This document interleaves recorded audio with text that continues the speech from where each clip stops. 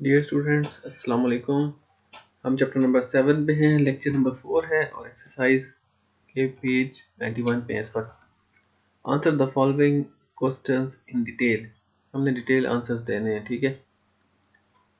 पहला सवाल है explain the different separation techniques to get pure substance from mixtures.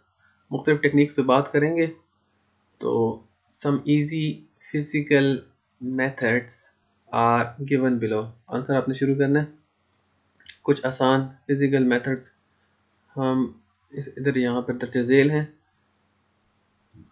सबसे पहले बात करते हैं, हेडिंग आपने डाल दी यहाँ पे जो ब्लैक से लिखा हुआ है, तो ये आपने ब्लैक मार्कर इस्तेमाल करना है हेडिंग डालने के लिए।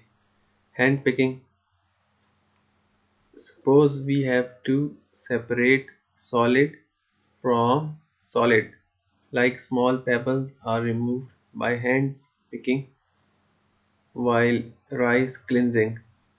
चावल साफ करते हुए उसमें से पत्थर या छोटे छोटे कंकर अगर हों तो वो उन्हें निकाला जा सकता है, हाथ से ही हटाया जा सकता है।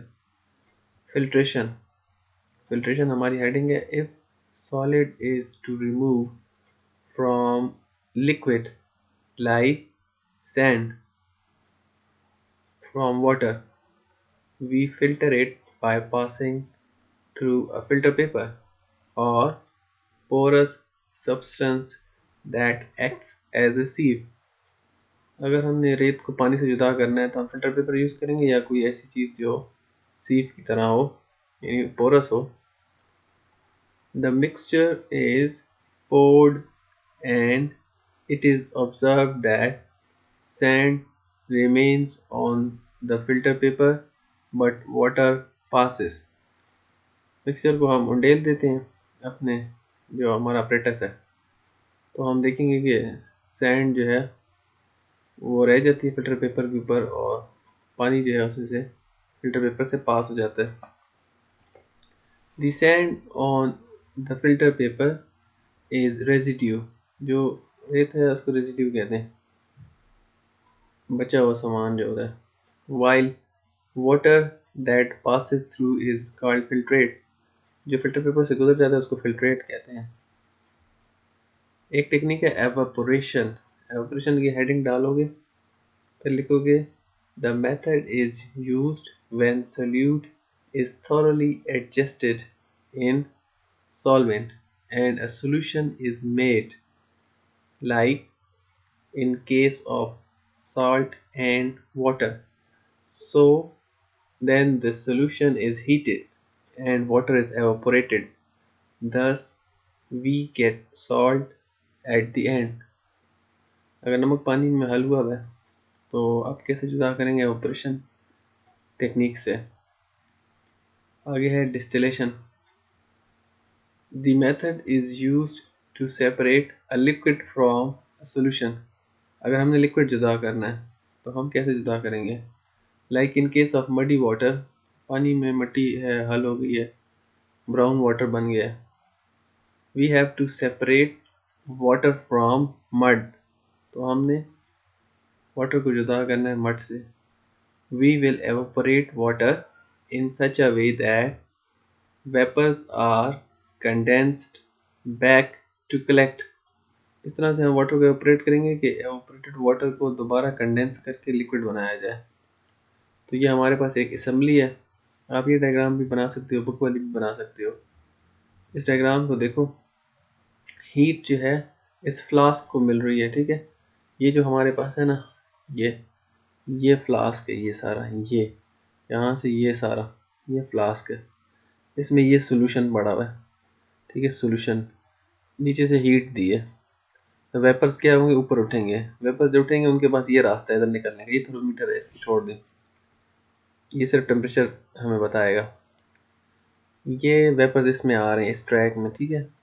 ये ट्रैक में आ रहे हैं, इसके ऊपर जो है ना क्या बना हुआ है, कंडेंसर एक लगा है जिसमें कोल्ड वाटर जाता है, ठंडा पानी है इस ऊपर वाली ट्यूब में, और यहाँ से वो पानी इसके सर्कुलेट होकर इधर से बाहर निकलता है, ठीक है। तो यहाँ से पानी इन हो रहा है, ठीक है, यहाँ से आउट हो रहा है ठंडा पानी। बीच में जो ट्यूब है ना, इसमें वेपर्स जा रहे हैं। ये वेपर्स जाएंगे तो इर्द गिर्द एनवायरनमेंट इसका हर तरफ से क्या है, कोल्ड वाटर का है, बीच में वेपर्स जा रहे हैं, तो वेपर्स कंडेंस होंगे, ठीक है। तो यहाँ पे ड्रॉप्स की सूरत में इस कंटेनर में जमा होंगे, इसको बोलते हैं डिस्टिलेट। तो ये बिल्कुल प्योर वाटर आपके पास H2O आ जाता है, जिसमें प्योर H2O है, ठीक है। ये मिनरल वाटर से डिफरेंट होता है, जो हम पानी पीते हैं वो मिनरल वाटर है, लेकिन ये डिस्टिलेट है, प्योर H2O है, ठीक है। इसकी समझ आ गई है। सब्लिमेशन एक टेक्निक है, इसमें क्या करते हैं, the technique is used to separate a solid from a solid if one of the solid has character to get sublime। दोनों में से एक की खूबी होनी चाहिए, एक sublime, दोनों की नहीं होनी चाहिए, एक की होनी चाहिए। That is to convert into gas without going into vapors, like in case of mothballs and sand mixture।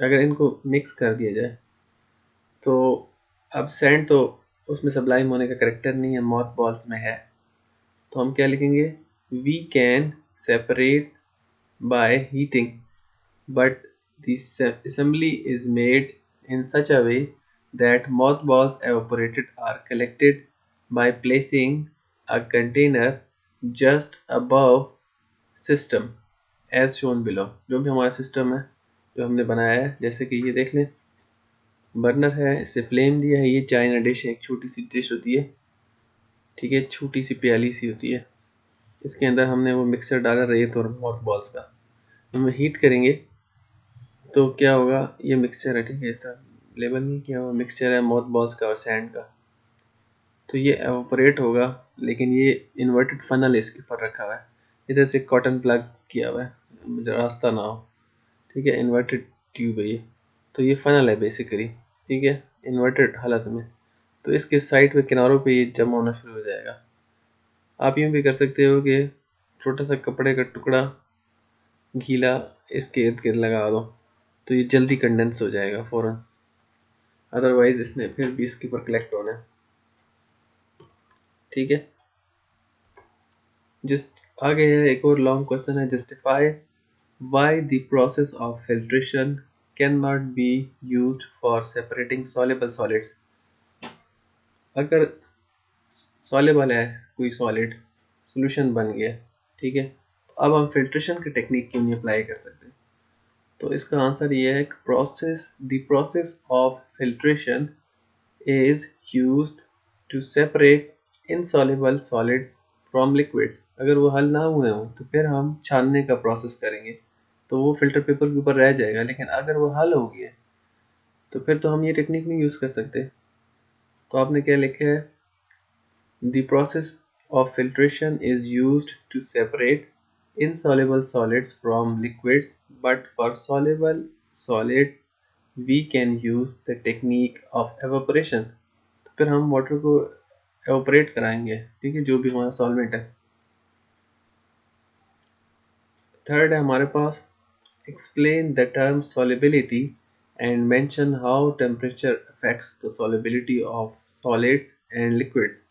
solubility क्या है, it is maximum amount of solute dissolve, इसका डी आपने स्मॉल लिखना है, इन 100 gram of solvent at a given temperature, वो maximum तादाद solute की जो हल हो जाए 100 ग्राम सॉल्वेंट अवेलेबल सॉल्वेंट में, ठीक है, एट ए गिवन टेम्परेचर, जो भी टेम्परेचर आपको दिया हो, वैसे हम लोग रूम टेम्परेचर पे देते हैं, लेकिन ये सॉल्युबिलिटी जब हम डिफाइन करते हैं किसी सोल्यूट की तो हम टेम्परेचर भी बताते हैं, इस टेम्परेचर पे 100 ग्राम सॉल्वेंट में इतना सोल्यूट हल हुआ है, तो उस सोल्यूट की सॉल्युबिलिटी उस टेम्परेचर पर जो आप बता रहे होते हो 100 ग्राम में इतनी होती है। फैक्टर्स तो बहुत सारे हैं, लेकिन इन्होंने टेम्परेचर को फोकस किया तो हम टेम्परेचर पर ही बात करेंगे। फैक्टर्स अफेक्टिंग सॉल्युबिलिटी, पहला हेडिंग हमने दी है temperature. Usually solubility of solute increases, आमतौर पे बढ़ती है, बाज़ केसेस में नहीं भी बढ़ती, बाज़ केसेस में कम हो जाती है, लेकिन हमने जो बुक में मेंशन है तो उस हिसाब से चलना है। Usually solubility of solute increases with increase in temperature। It is because space creates among molecules, so more solute is adjusted। जब गर्म होता है सॉल्वेंट तो उसके पार्टिकल्स की काइनेटिक एनर्जी हाई हो जाती है, तो उसके बीच में गैप्स पैदा हो जाते हैं, उसमें सोल्यूट एडजस्ट हो जाता है। ठीक है। आगे एक टेबल कंप्लीट करना है, तो बुक से आप सवाल कंप्लीट लिख सकते हैं। टेबल में इन्होंने सब्सटेंस का नाम बताया और पूछा है कि एलिमेंट है, कंपाउंड है या मिक्सचर है। Air is mixture of gases, ठीक है, मिक्सचर पे टिक करना है। नाइट्रोजन 78%, ऑक्सीजन 21%, बाकी नोबल गैसेस वगैरह। सिल्वर क्या एलिमेंट का नाम है, हाइड्रोजन एलिमेंट का नाम है।